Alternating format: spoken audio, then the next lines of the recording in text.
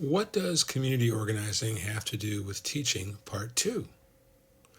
I'm Larry Ferlazzo, and this is the second in a series of 3 videos that I'm going to be sharing some of the lessons that I learned in my 19-year community organizing career that I applied during my 22-year teaching career, which is still ongoing. I'd like to share 2 community organizing maxims. 1, all organizing is reorganizing. And 2, we live in the world as it is, not as we would like it to be. One, it acknowledges that everything is indeed organized. Our schools, our classrooms, our communities.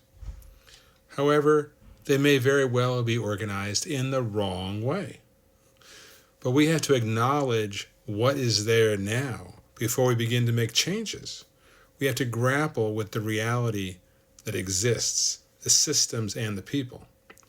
That doesn't mean that we should hesitate to challenge injustice and make change. We just need to approach it with both eyes wide open and apply practical and realistic strategies to get what we want. 2, it also speaks to the fact that we can never be too comfortable in our situation.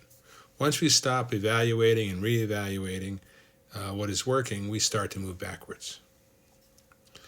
Another thing that these adages remind me to be realistic about is the importance of leading with curiosity and inquiry instead of judgment when working with my colleagues, administrators, students, and their parents or their guardians.